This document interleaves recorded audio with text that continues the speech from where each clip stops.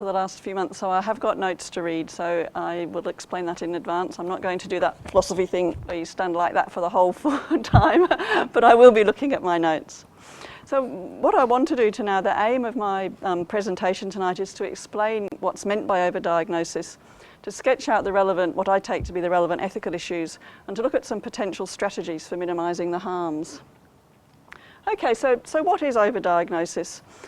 It's a term that refers to healthcare interventions which are aimed at identifying and managing risk and disease, but where the diagnostic and related interventions turn out to be non-beneficial or perhaps even harmful.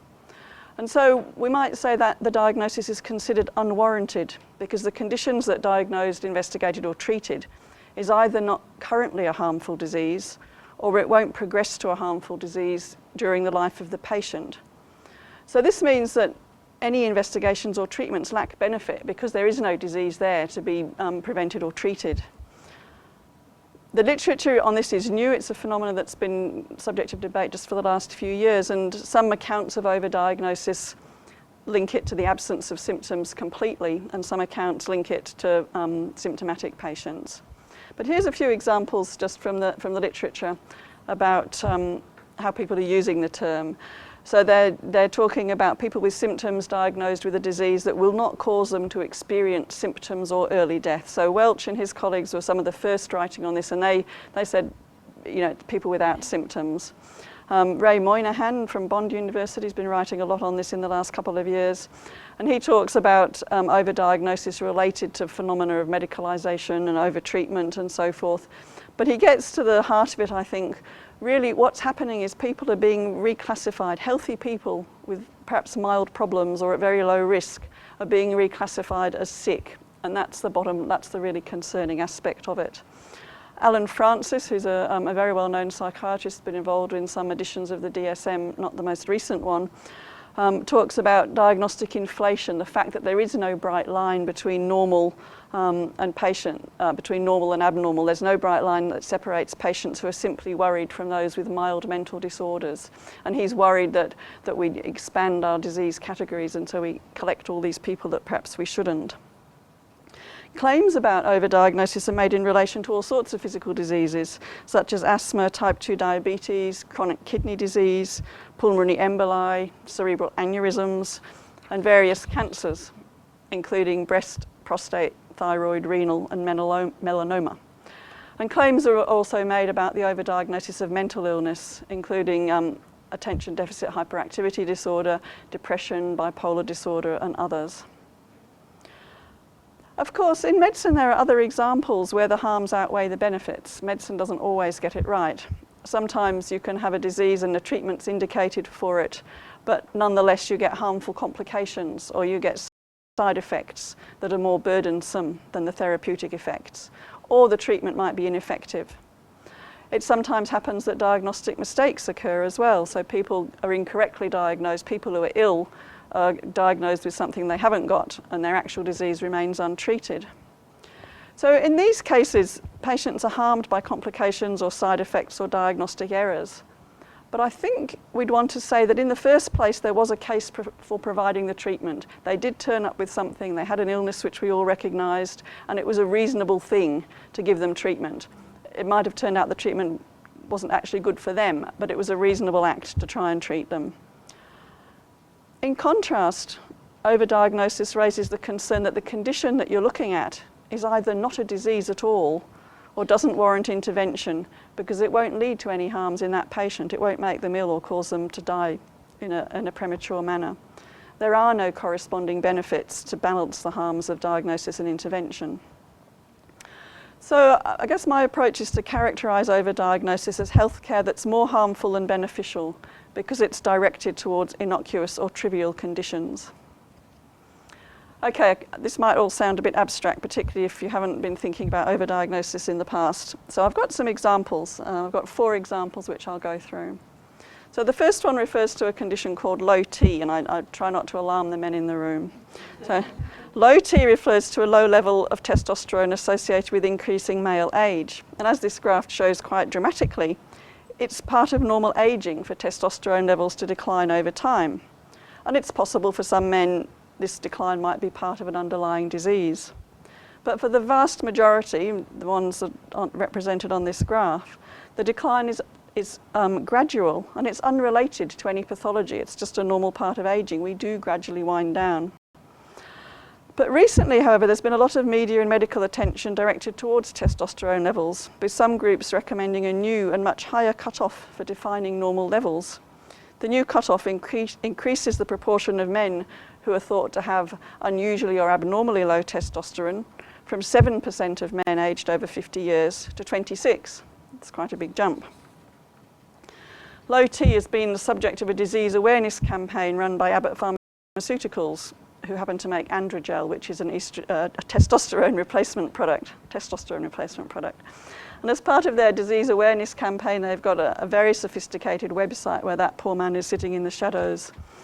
Men or their partners who are worried about their health, about their testosterone level, can take an Is It Low T quiz. And I've just copied the page there for you to take it. So if you have time to read it carefully, there are 2 questions which relate to sexual function, which we usually associate with testosterone levels. And the other 8 are fairly non-specific. You know, I'm not going to get people to say who's fallen asleep after dinner or who's ever been sad or grumpy. I'll leave that to your own consciences. But if you score 4 on this test out of the 10, including 1 question related to sexual function, then you are advised to see your doctor as, and I quote, "your symptoms may be caused by low T." So I hope no women answered yes to too many questions there. So what the website doesn't tell you is that there's no bright line to tell us when a man has a normal level of testosterone for his age and whether the level he has is too low for him. Testosterone levels can be quite variable, and there's no linear correlation between sexual function and testosterone levels, or between testosterone levels and non-specific symptoms such as tiredness, low energy, or being a bit grumpy. Perhaps more worryingly, taking testosterone replacement therapy is unlikely to address the symptoms identified in the quiz. And a couple of scholars from Dartmouth, Lisa Schwartz and Steve Woloshin, have written on this, and I quote, "Testosterone therapy results in only small improvements in lean body mass and body fat, libido and sexual satisfaction, and has inconsistent or no effect on weight, depression and lower extremity strength. And whether these effects are big enough to matter to patients is unknown, nor is it known whether they are big enough to outweigh the harms of testosterone therapy." And Schwartz and Woloshin go on to list these. They include potential increased risk of clots, fluid retention, liver damage, growth of breast tissue, worsening of sleep apnea, prostate enlargement, a rise in prostate-specific antigen level, and potential increased risk of prostate cancer. So that's quite a lot of risks to take if you're just feeling a bit grumpy and tired after dinner. But none of this has dented Abbott's enthusiasm for diagnosing and treating low T. Their product Androgel earned over $1 billion in the US in 2012 as a result of over 3 million prescriptions. So as I would characterise the overdiagnosis of low T, it involves labelling a normal part of male ageing as a disease and then treating it. So now I'm going to turn to something different, to pulmonary emboli. So pulmonary emboli is a potentially deadly condition involving a blood clot in the lungs, and that compromises a person's ability to oxygenate their blood. It can be difficult to diagnose, and doctors are understandably afraid of missing the diagnosis, which was certainly when I was a student was known as a silent killer. But over the past 2 decades, the way that pulmonary embolus is diagnosed has changed. The old method was called VQ scanning, ventilation perfusion scanning, and you get pictures like this, which are quite fuzzy. They're sort of a fuzzy map, one of the air going in and out of the lungs and one of the blood flow in the lungs. And you can match these pictures up, and if there are particular gaps, that's how you diagnose pulmonary embolus. But the new diagnostic test is CT angiography, and this picture does not do justice to the technology, which is astonishing. You get very detailed pictures of the blood vessels in the lungs. But this change in diagnostic technology has led to a rapid increase in the uptake of the new test and an increase in the rate of diagnosis of pulmonary emboli. Since the introduction of CT angiography, there has been an 80% increase in the incidence of pulmonary emboli. But despite finding more and more people with pulmonary emboli, there's been little change in the rate of deaths in the population. The treatment for PE is to take blood thinning medication, potentially for life. So this involves daily medication and regular and usually quite frequent blood tests because you don't want to thin the blood too much. That can be dangerous as well. So parallel to the increase in the rates of diagnosis in pulmonary emboli, there's been a 70% increase in the rate of hospital admissions for presumed anticoagulation complications of pulmonary embolus. So what's going on? We know that major or large pulmonary emboli cause morbidity and mortality. It's a serious, dangerous disease. What we don't seem to know is what size is dangerous and what size may be a normal phenomena. There doesn't seem to be a clear cut-off line between normal and pathological. Overdiagnosis of pulmonary embolus involves new technology leading to the identification of emboli that may be harmless rather than harmful. Prior to the introduction of CT, that fuzzy picture, the VQ scanning could only pick up big pulmonary emboli, which were significant and needed treating. But with the CT scanning, we're finding more and more smaller and smaller lesions, and at least some of them are almost certainly harmless. It might even be normal to have very small emboli in the lungs. We just don't know. But in the meantime, people are getting the diagnosis of pulmonary embolus and getting the treatment, which is the potentially very dangerous blood-thinning medication and a lifelong diagnosis of a tendency to have dangerous clots. My third example is chronic kidney disease. This is the name coined to identify conditions that affect the kidney and may progress to renal failure or cause complications due to decreased renal function. Again, end-stage renal disease, a terrible disease. It requires dialysis or kidney transplant for treatment. So it's certainly not a trivial matter. And chronic kidney disease is a concern because patients often present late with the condition. Again, it can be a bit of a silent one, by which time their renal function is very poor. So in order to address this problem of late presentation and to standardise the diagnosis of chronic kidney disease, in 2002, the United States Kidney Foundation launched a new framework for identifying CKD. In particular, the new framework specified a level of kidney function using something called the glomerular filtration rate of a particular level, 60 mils per minute, as the threshold for diagnosing CKD. And this is about half the rate of a healthy young adult.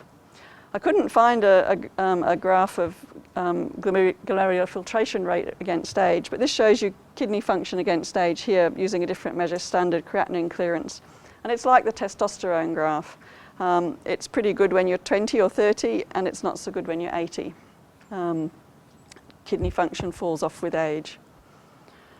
And the threshold they've set for diagnosing CKD in older people is about half the rate for a healthy young adult. And adults who meet this criteria are diagnosed with CKD irrespective of any other signs of renal damage, and there are other signs that you can look for.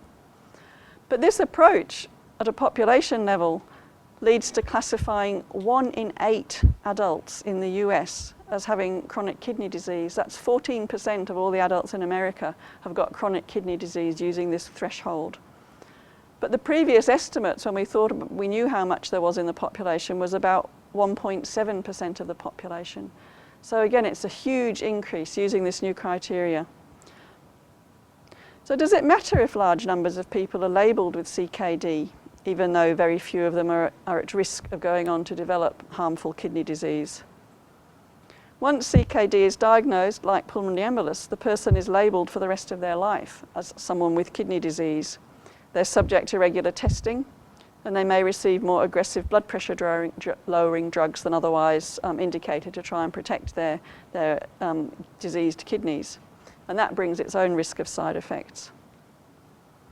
Labelling people with the disease has been associated with various measures reflecting decreased quality of life, increased absenteeism from work, and psychological distress.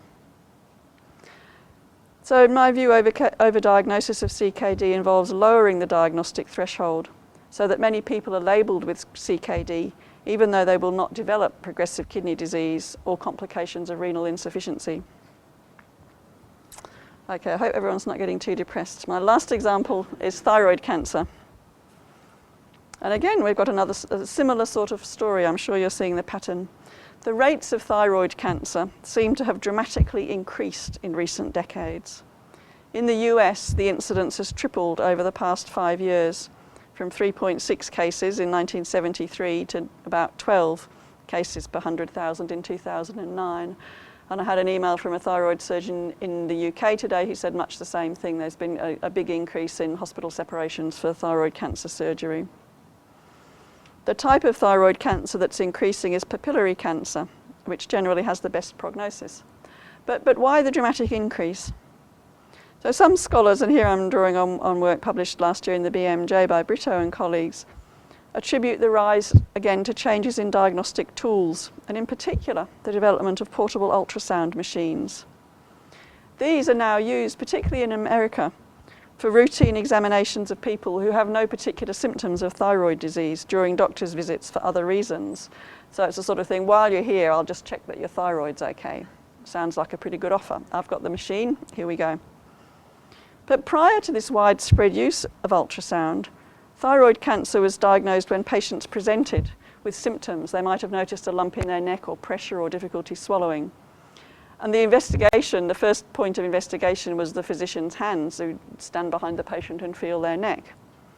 And the majority of cancers identified in this way were usually bigger than 20 millimeters in diameter, so a couple of centimeters. In contrast, the ultrasound is so specific, it can diagnose lesions down to 2 millimeters in size.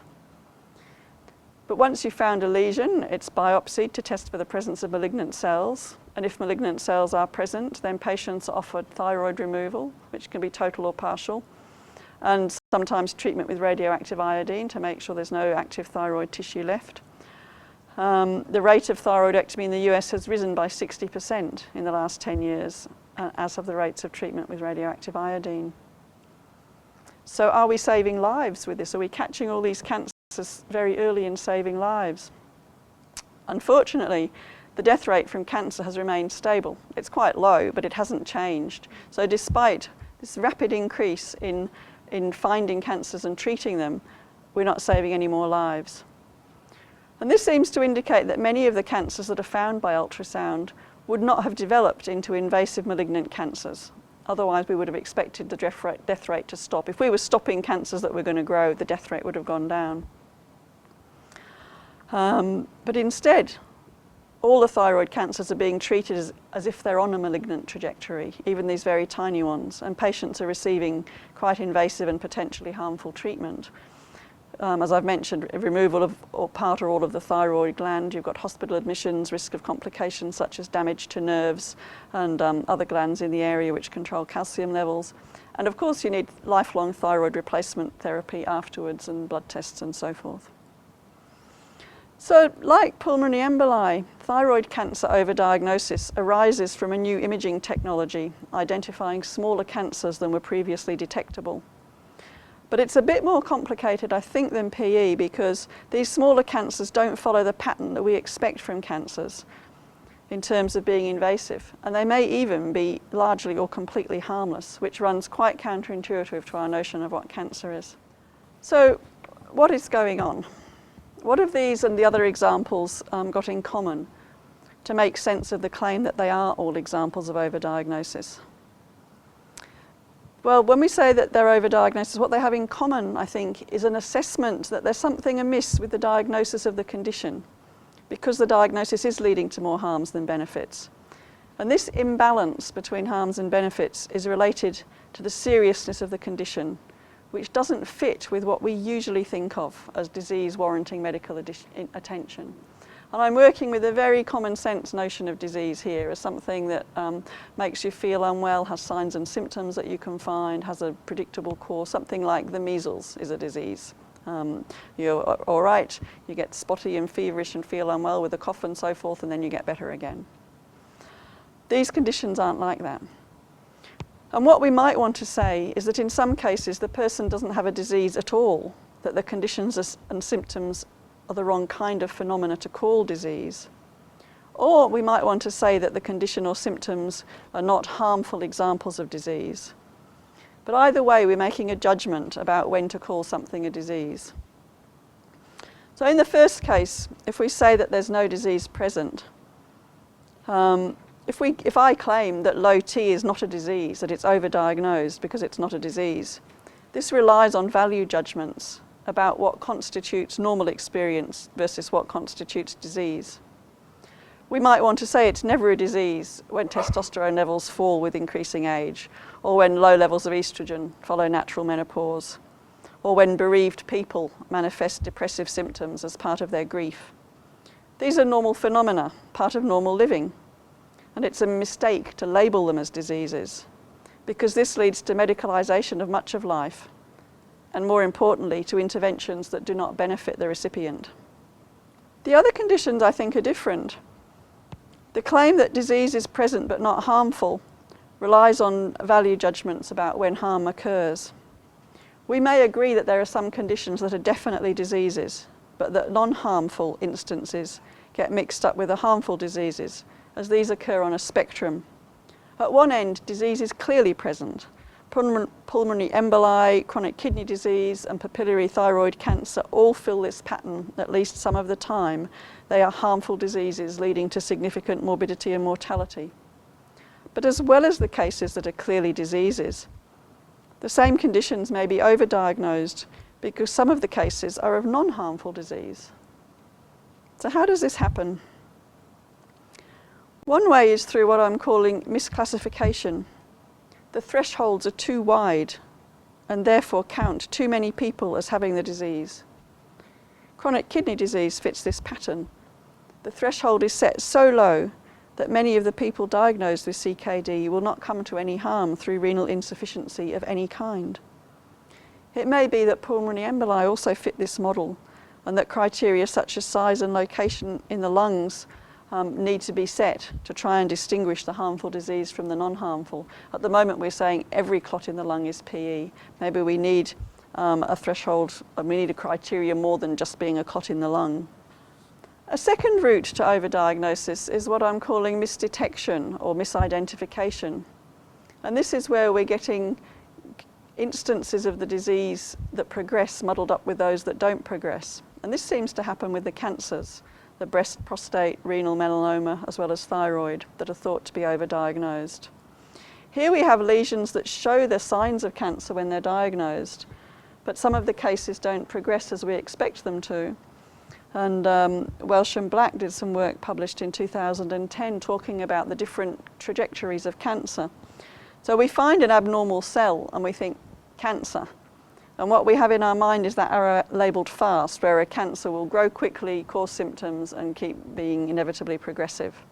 Or it might grow a bit more slowly, but the end is the same. It would eventually cause your death. But what Welsh and Black are saying is there's two more types at least. There's some that grow very, very slowly, so that we'll die, but we won't die of that cancer. We'll die with it in our body, not doing us any particular harm. And they think that some don't progress and may even regress. So cancer, which we've always thought of perhaps as a single disease, is turning out to be much more complicated. And some oncologists call this pseudo-disease, not real cancer. But the problem is when you find it from a biopsy, it's not clear which are the real ones and which are the pseudo-diseases. You can't tell from a one-off examination of the cells. So where does this leave us? So I hope you'll agree that it's complicated. Sometimes normal states are mislabeled as disease. Sometimes the thresholds for diagnosing disease seem wrong as they catch non-harmful examples of the condition. And sometimes we can't tell whether or not an instance of the disease is harmful or whether it will turn out to be something that would be better left alone. And the one thing that holds all these together is the judgment that more harms than benefits occur as a result of the diagnosis. So this makes it important to examine what counts as harms from overdiagnosis and how these might be weighed up against any benefits. So to my mind, overdiagnosis raises quite a range of ethical issues. The types of harm that arise from overdiagnosis may occur at the level of the individual, or they may be understood as harms to society.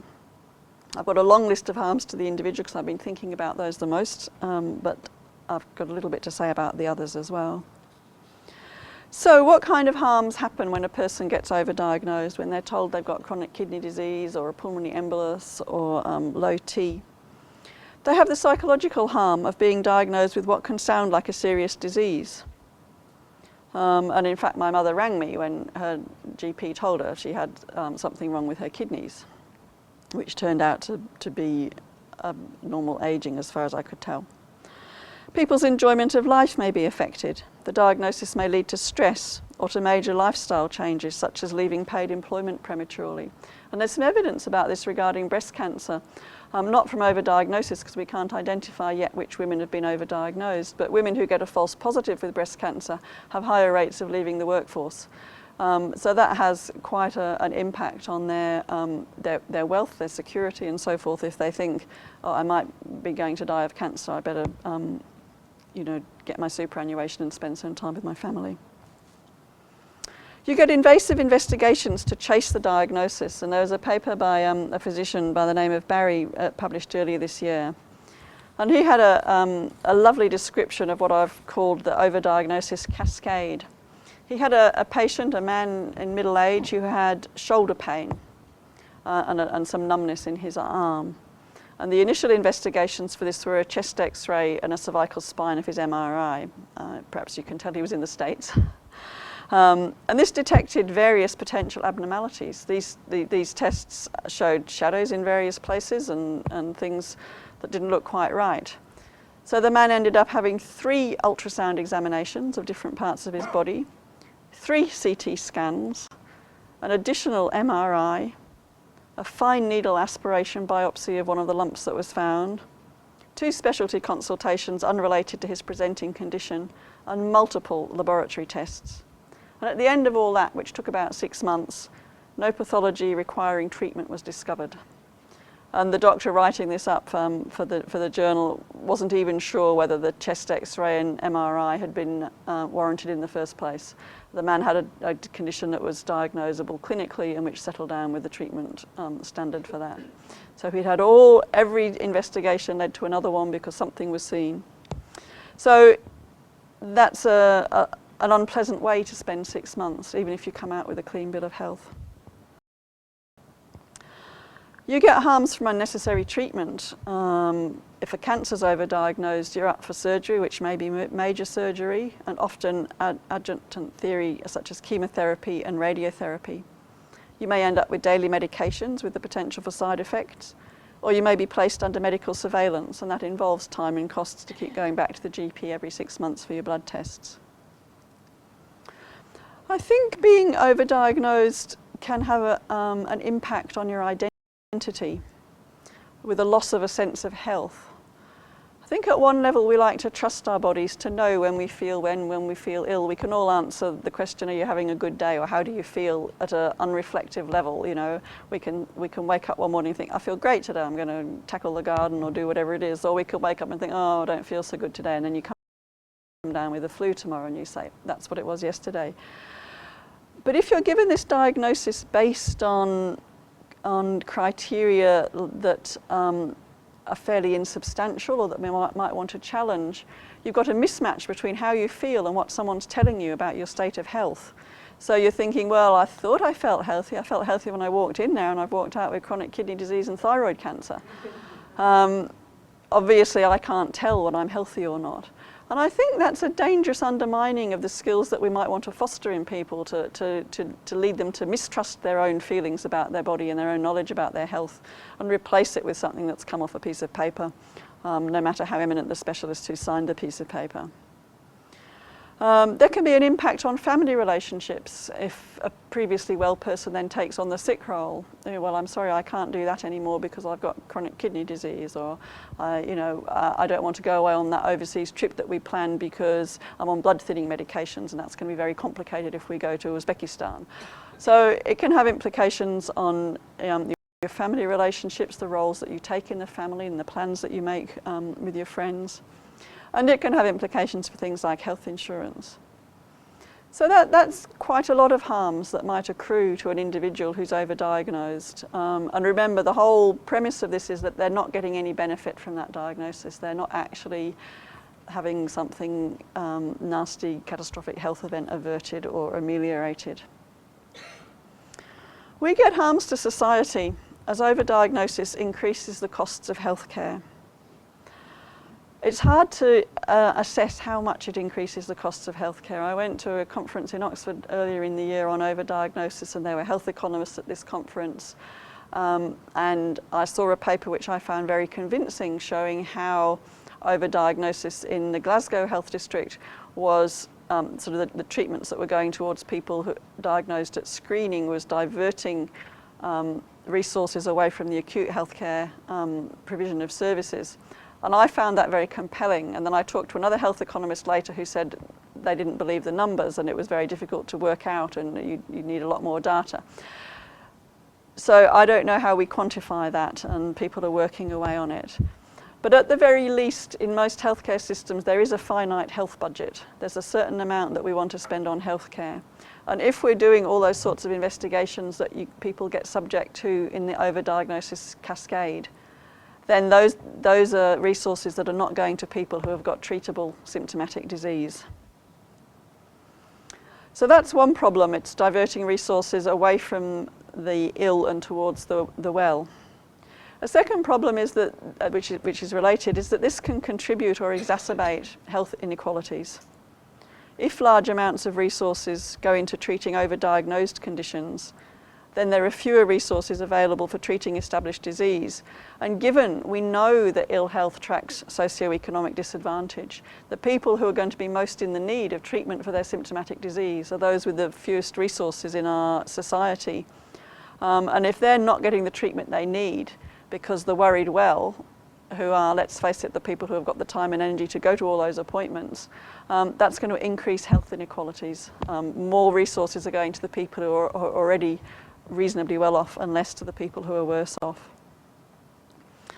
And if this occurs in countries with publicly funded health systems, such as here in the UK and much of Europe, there's a worry that this will threaten social solidarity because so much will have to go into health resources. If we actually try and stick with the disease definitions we've got and the types of screening we've got, so much resources will be sucked into there, it will actually threaten social solidarity and there'll be much more pressure. There's already increasing pressure in the UK for people to get private health insurance.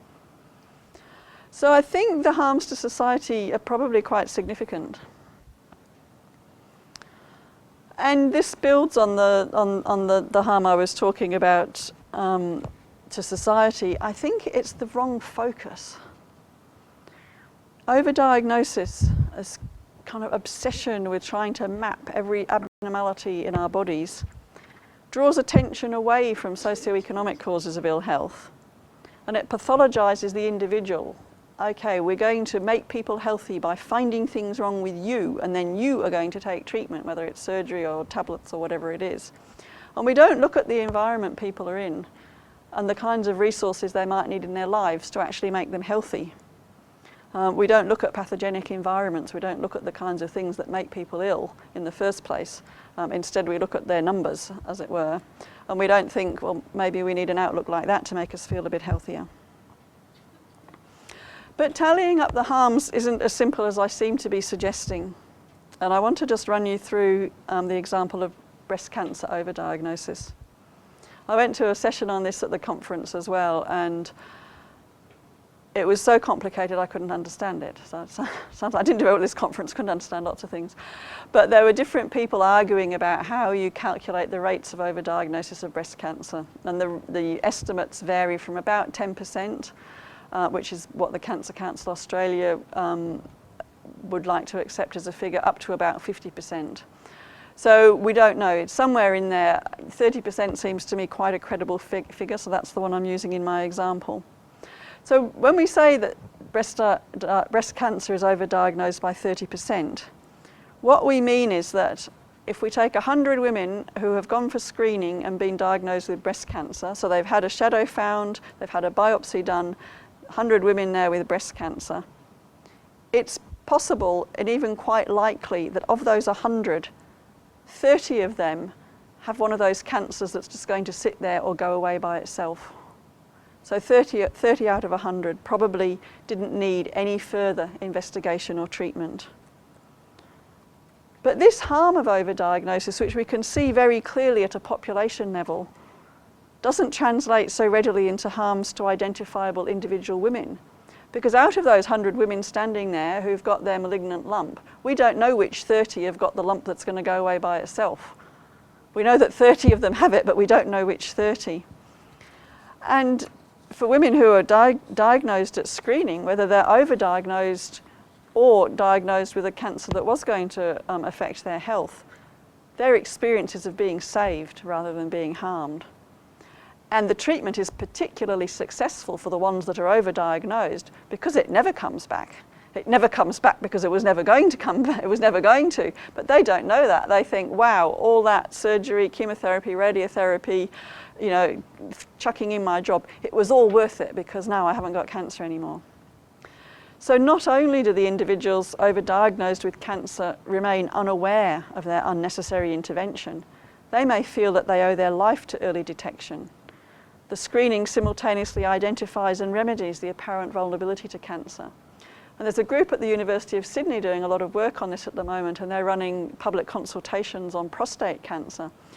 And they are getting a lot of angry comments from men who swear black and blue their lives have been saved by prostate cancer screening and having their prostates removed. And they are adamant that it saved their lives, and they're not interested in hearing about something like overdiagnosis. And we get a paradox here, because the more overdiagnosis that's caused by screening, the greater the numbers of people there are who feel that screening has saved their lives. And then that becomes more popular. They tell their friends, you should get screened. They found a lump and I've been saved. So it's very hard to take that information that we've got at a population level about the harms, the 30% of women having unnecessary treatment for breast cancer, because we can't track it to the individual women. And as well, there are some people who prefer to be safe than sorry, no matter what the odds. There are people who would willingly go through all that the man with the shoulder pain went through, because they would like to try and eliminate every last doubt, every last shadow on their tests. So if we're serious about trying to understand the ethical implications of overdiagnosis and understand the harms, we have to consider how each affected individual views those harms, as well as counting the harms at the societal level. Whose harms count when we say that a condition has been overdiagnosed based on the claim that the diagnosis leads to more harms than benefits? And this question remains unresolved and opens up the possibility that one person's overdiagnosis is another person's peace of mind. And when I was talking about this with colleagues in the UK, someone brought the I think it was in Australia, I think someone brought the example of attention deficit hyperactivity disorder. If your child is diagnosed with this condition, which is one of the ones which is widely thought to be overdiagnosed, this entitles them to extra resources. So for some children, it might be better to have the diagnosis because they get extra resources. They might have, clearly they've got some kind of learning difficulty or problem which can be helped by extra resources, but the resources only accrue to people who've got the right diagnosis. So the question of harm is very complicated. But despite this sort of, apparent impasse, I think we can make some general remarks about addressing the ethical issues of overdiagnosis. And I'm going to link back to the ways in which the different types of overdiagnosis arose with those 4 examples that I used. So low T is an example of a disease awareness campaign that was run by Abbott, the pharmaceutical company. And they use what is recognised as a classic strategy for creating disease awareness, which is also called disease mongering. They lower the bar for making the diagnosis, so they drop the threshold at which they say that you have low T. They raise the stakes for not getting tested. You saw how miserable that man was, sitting there being grumpy and falling asleep. And they spin the evidence about the benefits and harms of treatment. They don't trumpet all the side effects of taking testosterone replacement therapy, for example.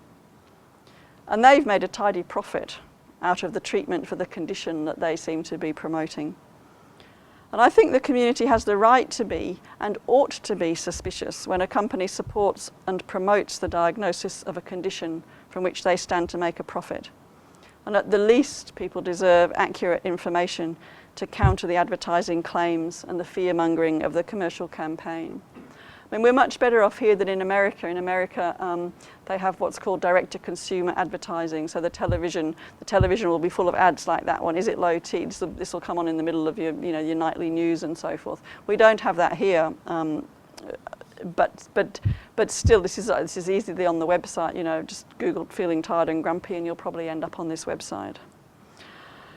So how can we deal with this? I think government intervention and regulation are the most promising avenues here, such as placing limits, much stricter limits on the health claims that companies can make, and requiring much higher standards of research evidence for effectiveness before they're allowed to promote particular products as alleged treatments, and really looking for hard outcomes. You know, does this treatment actually address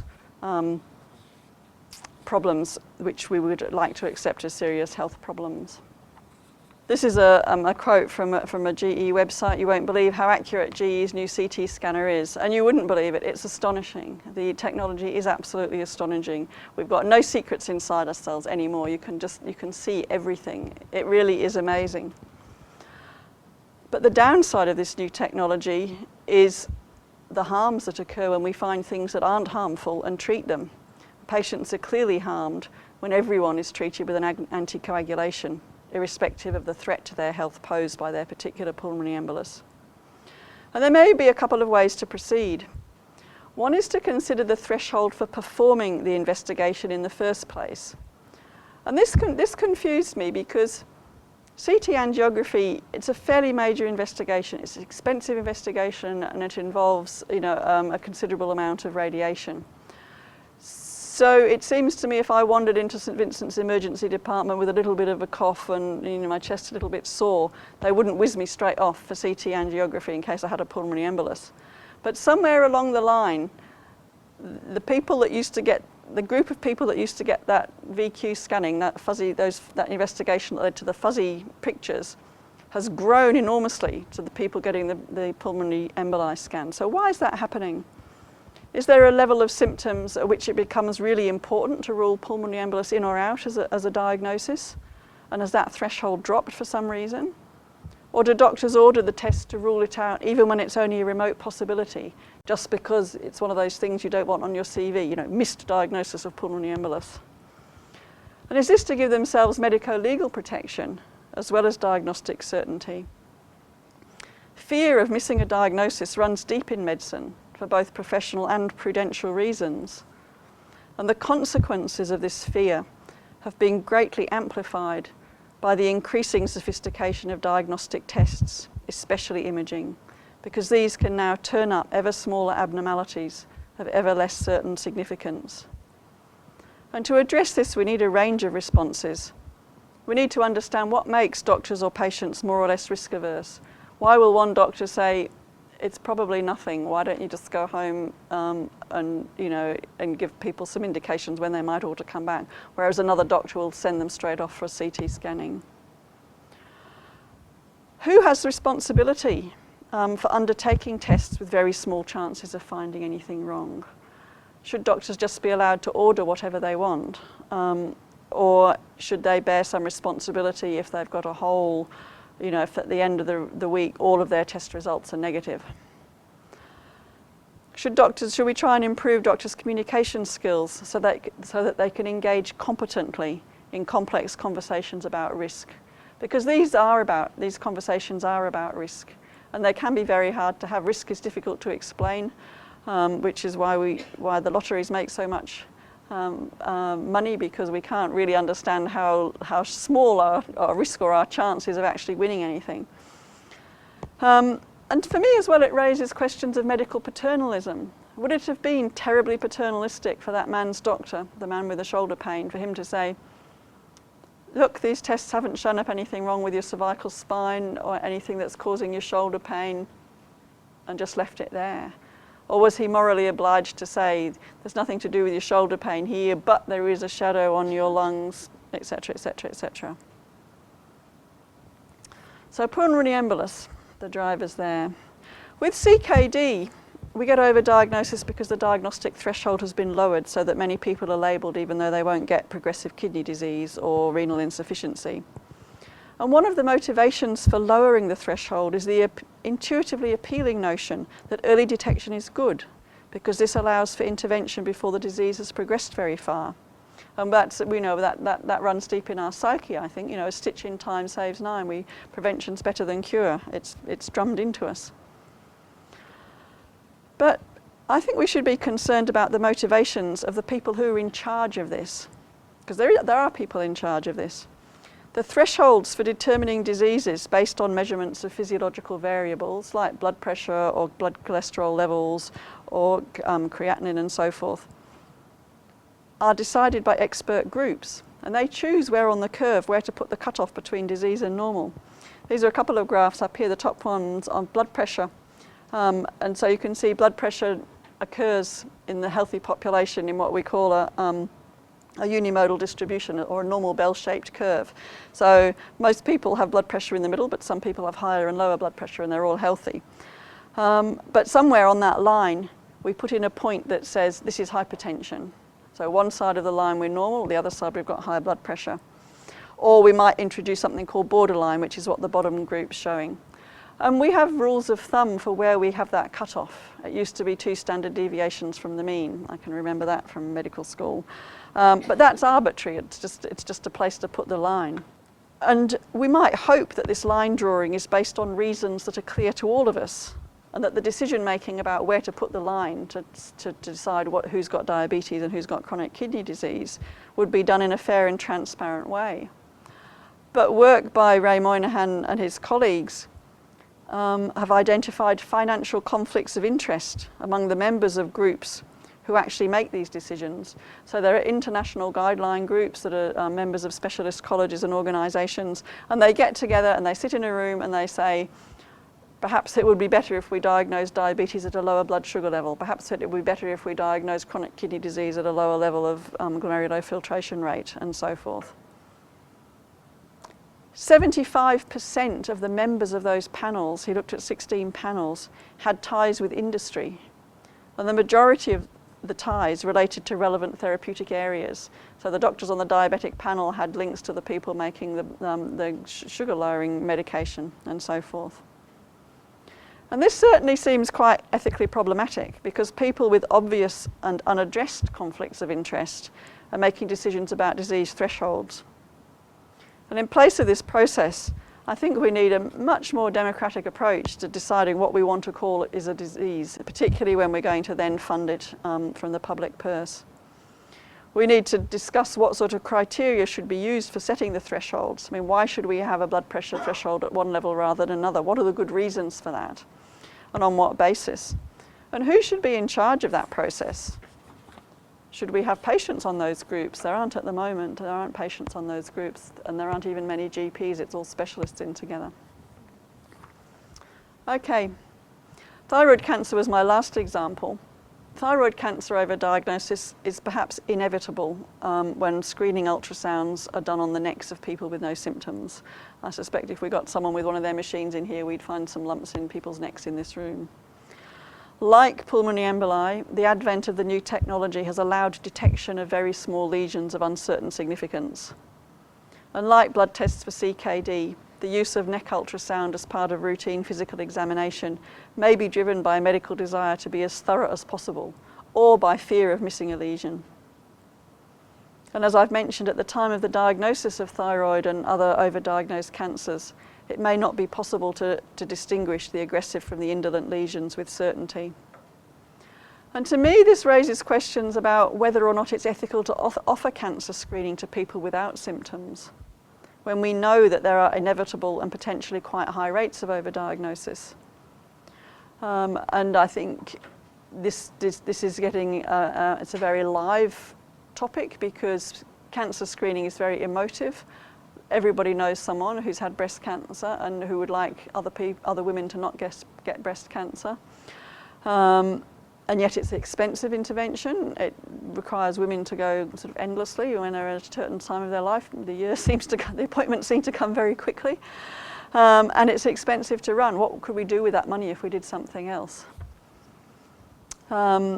Should decisions about screening be private between the individual and her practitioner, or should we have a public policy on when cancer screening is available, and who should pay for it? We've got a slightly, we've got a situation like that. Screening is private between a patient and a doctor with prostate cancer screening at the moment. There's no recommendation for all men to have prostate cancer screening because it is so unreliable. And because so many of the cancers are ones that will be indolent. But the recommendation now, as I understand it, is for GPs not to mention prostate cancer screening, so don't bring it up. But if a man requests it, then you talk about the pros and cons of cancer, of the screening. So that's quite a different model to breast cancer screening, where women are, as a matter of public policy, encouraged to go for screening. With the prostate cancer screening, we've now moved to, we'll tell you about it if you ask, rather than anything else. And how do we incorporate this information into informed consent processes so that people agreeing to cancer screening are aware that there's a chance, and sometimes quite a high chance, of being diagnosed and treated for a harmless cancer? What kinds of things can we do? Does it make sense to get people back for follow-up investigations rather than going straight to treatment? They run a trial of watchful waiting in the UK with prostate cancer. So men who were diagnosed with prostate cancer were either offered immediate intervention, or it was initially called watchful waiting. But I think the tweets and the blogs got fairly disrespectful, and that was understood to be "you watch and wait while I die." So they changed the name of that to active surveillance rather than watchful waiting. So now, you know, should we use watchful waiting, active surveillance instead? Would that work? So in conclusion, overdiagnosis has been called a wicked problem, sort of like a perfect storm where numerous factors contribute to the strength and ferocity. And to me, this indicates that we need a range of strategies for addressing the various drivers and for identifying and reducing the different harms of overdiagnosis. And given the diversity of conditions and the diversity of drivers that are gathered under that label of overdiagnosis, we're probably going to need strategies specific to each type of overdiagnosis. And what I'd like to leave you with tonight is my wish list for starting. First, I'd like to start with conflicts of interest, overt conflicts of interest, because these seem relatively straightforward to identify and address. We shouldn't let commercial interests dictate thresholds for defining disease, nor take control for creating new diseases from the stuff of ordinary life. That just seems completely wrong to me. And we shouldn't let people who have got links to commercial drug companies be in charge of telling us what level of a physiological variable is a disease or not. And those are things that we can easily identify. Another place to start is with communication, both public and with individual patients.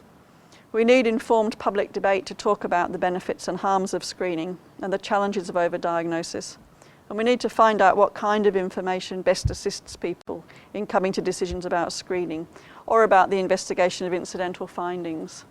What kind of information does a person need to know to be able to walk away from that cascade and say, it's a shadow, that's fine, let's just leave it, let the sleeping dog lie. And of course we need more research. We need to try and untangle the indolent from the aggressive cancers so that screening detective lesions can be further classified into those that do or don't warrant treatment.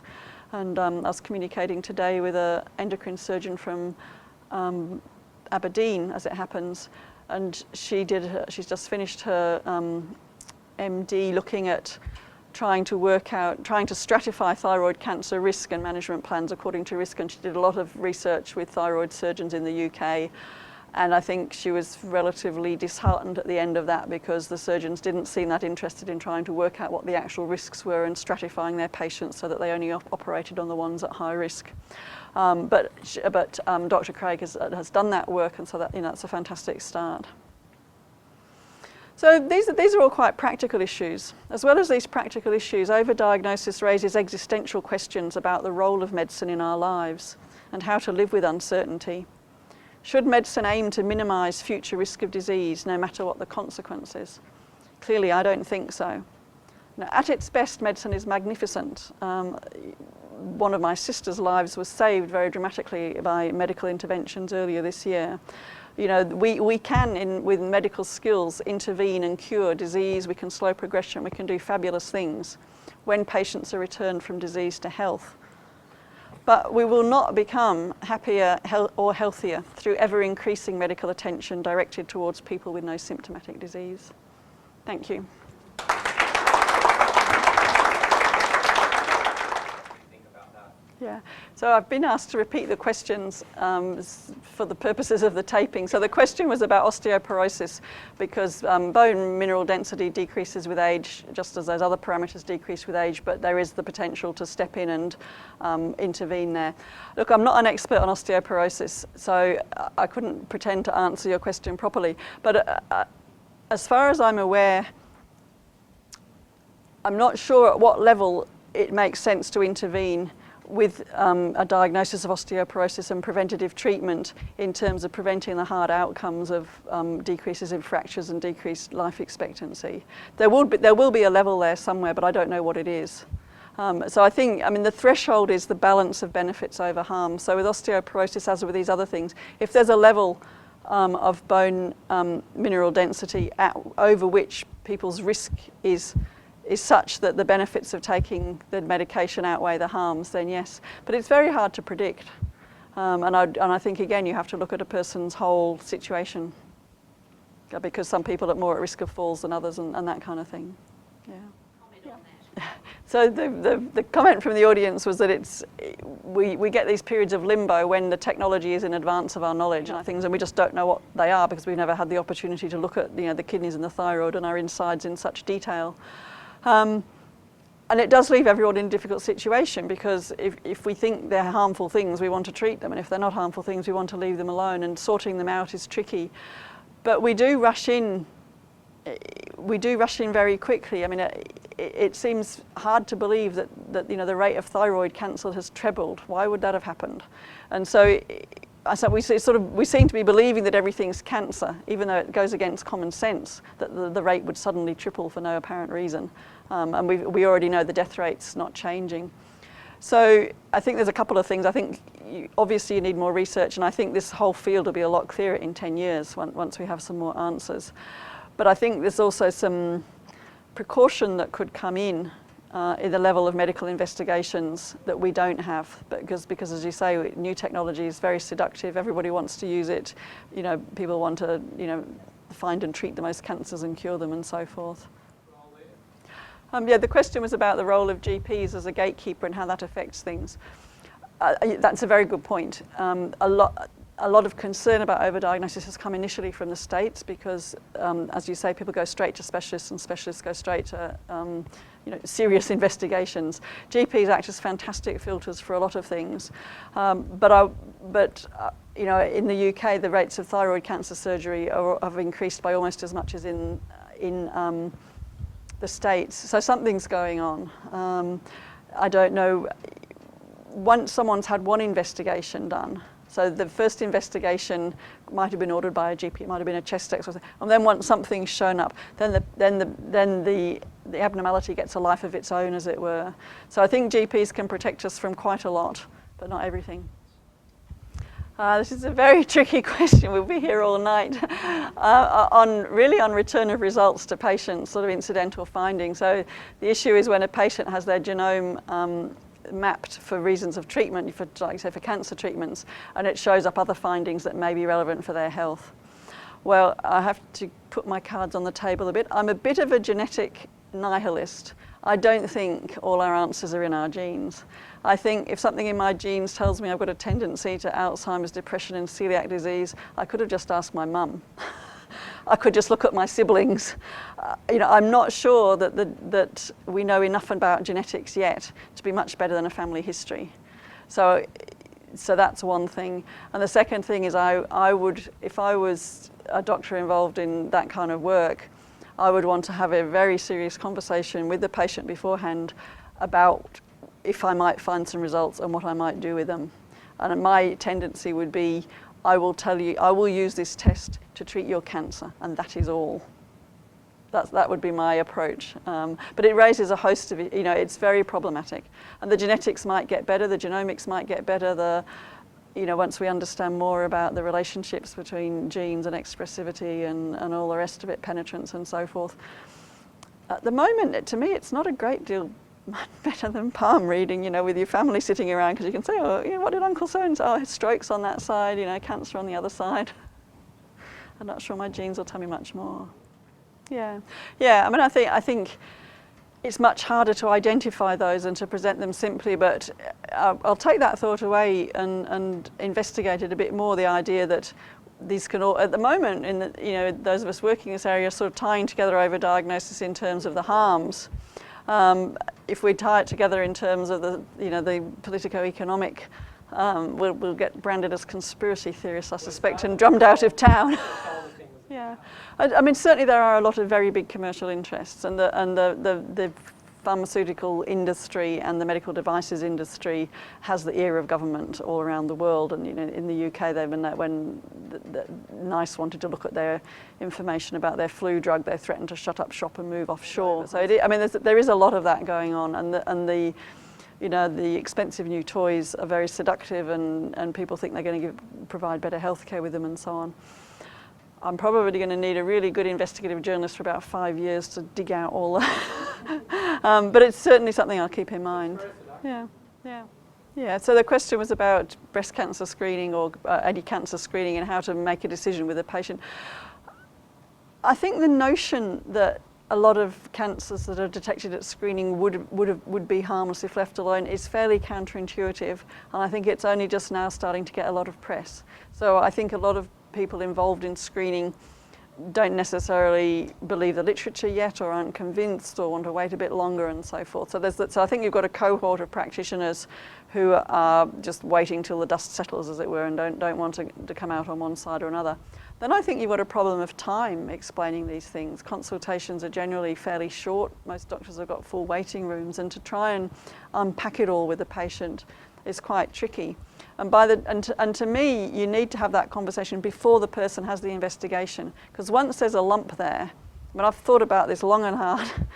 I've thought about it long and hard. If I had a screening detected lump, what would I do? Would I be able to sit there and wait for 4 or 5 months and go back and it hasn't changed, it's probably going to be fine, or not? I don't know. I think you have to have that information and think about it before you actually go for the test. What will I do if this test comes back positive or negative, and do I want to, but that's the time when people don't have. When you go for screening mammography, you don't get a lot of, it's like in here, wham bang, off you go again. It's it's very efficient process, and there's not a lot of time for discussion and so forth.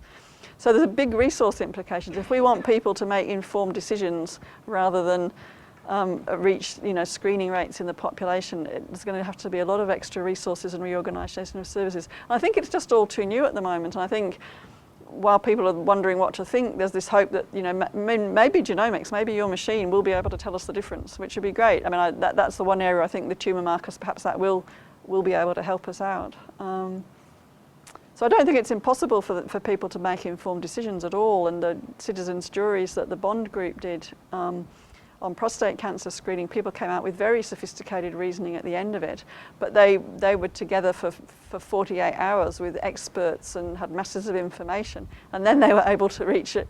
That's just not possible. We can't roll that out for everyone. So the problem is everything we do in medicine's got a downside, and so to me that means we just need to raise the threshold so that we're damn sure that person's going to come to some harm before we kind of trot in.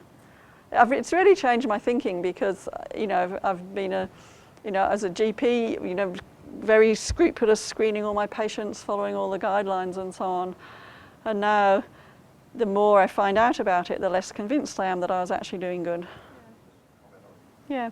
So the comments about the kinds of resources that might help patients to make informed decisions, and again, at this conference on overdiagnosis, the people were there from the Nordic Cochrane Centre. They've developed a guide on decision making for breast cancer screening, which is quite comprehensive. So it is possible to develop resources, and again, there's work going on in Sydney on making informed decisions for Australian women on making decisions for breast cancer screening. So it just all takes time and money, but as I said, we're in this period. I think we're in the eye of the storm at the moment. It's like everything seems like a disaster, and our healthcare is making us worse off than better off, and so forth. And I think we will come out of it, and one of the ways out will be with the development of much better patient decision aids, because we've used those successfully for decision making about treatments, and so it's the same sort of idea. You give people the information, give them options, and have an honest broker, as you say, whether it's government funded, is probably the ideal to make sure that there aren't too many commercial pressures driving it one way or the other.